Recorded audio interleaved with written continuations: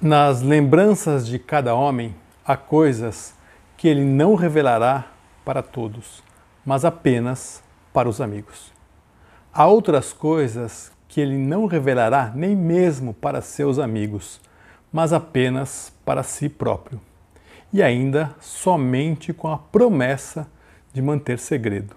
Finalmente, há algumas coisas que um homem teme revelar até para si mesmo, e qualquer homem honesto acumula um número bem considerável de tais coisas. Quer dizer, quanto mais respeitável um homem, mais dessas coisas ele tem. Fyodor Dostoiévski. Eu sou o Marcelo Cândido de Mello e esse é o Opinião Estendida. E eu te convido a refletir um pouco sobre 2020, embora ainda tenha mais de uma semana para o ano acabar, mas que ano, né? Um ano que deve marcar a vida de todos nós. Vem comigo.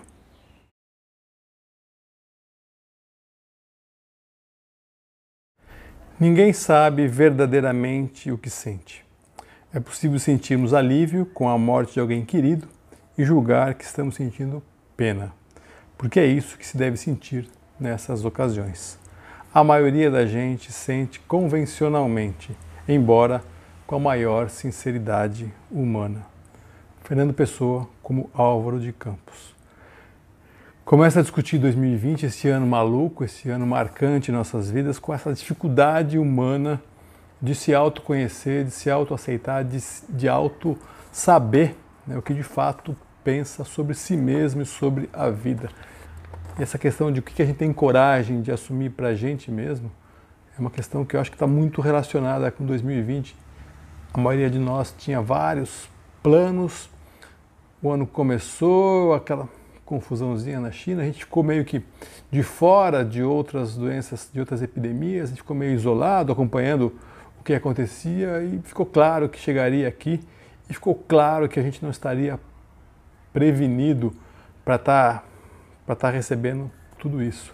Logo lá atrás a gente viu o que aconteceu na Europa, o que a China conseguiu rapidamente controlar, a Europa nos mandava imagens muito fortes e a gente começou a ver que as autoridades brasileiras não conseguiam se conectar, não conseguiam chegar num acordo que era mais ou menos cada um por si ali. Fomos mandados para casa, trancados, começou-se uma discussão meio idiota entre economia e saúde. Era mais ou menos claro que as duas coisas estavam diretamente relacionadas, mas uma sociedade dividida se dividiu um pouco mais e as enormes diferenças foram ressaltadas. Ficou muito claro quanto o Brasil é um país injusto com muitos de seus habitantes, com uma parte muito grande da sua população. A gente não conseguia, de uma maneira ou de outra, dialogar, encontrar maneiras. As famílias, quem tem o privilégio, foram trancadas em suas casas, as relações ficaram complexas, aumentou a violência doméstica, aumentou a insatisfação.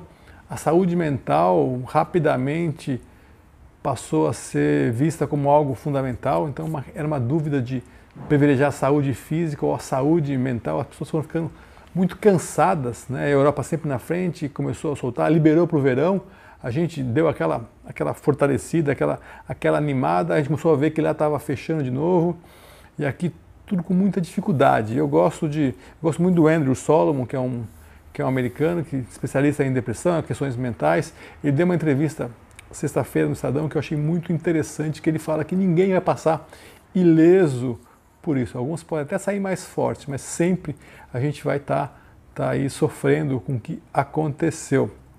E ele fala que foi abalada a nossa sensação de invencibilidade, que vai demorar mais ou menos uma geração para que a Terra como um todo, o planeta como um planeta, retome a sua segurança. E ele lembra que a depressão, né, abate o sistema imunológico, coloca mais em risco ainda as pessoas, né? No começo eram os mais velhos que estavam preocupados, agora a gente já viu que pode acontecer com várias pessoas, que pode ter reincisão da doença. Tem uma frase dele que me deixou muito marcado, foi: o egoísmo de quem se recusa a usar máscara é uma manifestação nojenta do lado mais feio das sociedades modernas. E a gente ficou vendo essa questão da ciência, a ciência apanhou, é um absurdo, né? A gente vê a ciência apanhar nesse momento, muitos líderes negacionistas, essa situação, essa discussão que era política baixou para a saúde, ninguém se entendendo, quem tem adolescente em casa ou criança em casa, criança sofrendo por estar longe da escola, adolescente por ter o mundo trancafiado, ter essa visão de curto prazo, achando que a vida nunca mais vai voltar ao seu mesmo, e a gente não sabendo o que falar, né? A gente frágil, sem ter segurança para qualquer coisa, muitos tendo uma dificuldade econômica muito grande, muitas empresas fechando, vários setores sendo extremamente prejudicados e sem essa sensação de conhecer, né? Porque a gente não conhecia mesmo a doença, estava aprendendo. Felizmente a ciência foi rápida e conseguiu aí chegar numa vacina. Agora a gente está aqui na bica disso acontecer, vendo os outros acontecer com os outros, e aqui ainda nem uma espécie de consenso, né? Isso é muito grave, a gente vendo muitas coisas se desmantelando e a gente aqui olhando e abismados com a incapacidade dos nossos líderes de encaminhar soluções factíveis e rápidas. Então eu acho que é um ano que vai ficar marcado para sempre, a gente nunca mais vai esquecer desse ano, a gente vai estar sempre se referenciando, né, o que aconteceu, o que tinha. Os meus avós eram crianças na gripe espanhola, então eu não consegui ouvir relatos deles, então é uma coisa mais de... não tem aquela história de família, né, que o meu filho estava em Los Angeles, passou longe da gente, essa questão toda, aqui minha filha trancada, e os amigos, uns com mais vontade, outros com menos vontade, a hora que começou a soltar, como é que cada um se portava. Mas eu acho que a gente aprendeu que a gente precisa do outro. Acho que ficou muito claro esse tipo de coisa, a interdependência humana, o quanto é bom trocar, conversar, abraçar. Acho que é o que a gente mais está sentindo falta, de um abraço, de um carinho, né, de fato conseguir...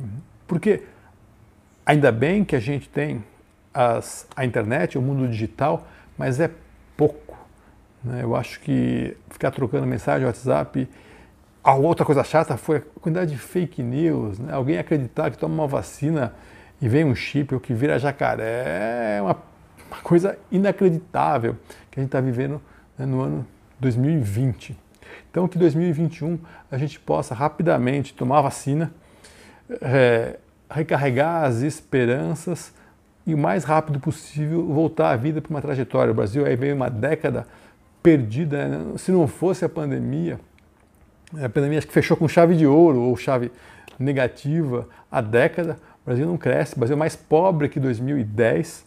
Isso é ruim para todo mundo, né? Então que a gente consiga de fato tomar uma vacina, voltar a conseguir planejar e que a gente consiga fazer que as autoridades consigam fazer as reformas que são necessárias para que a gente volte a poder sonhar com uma vida normal.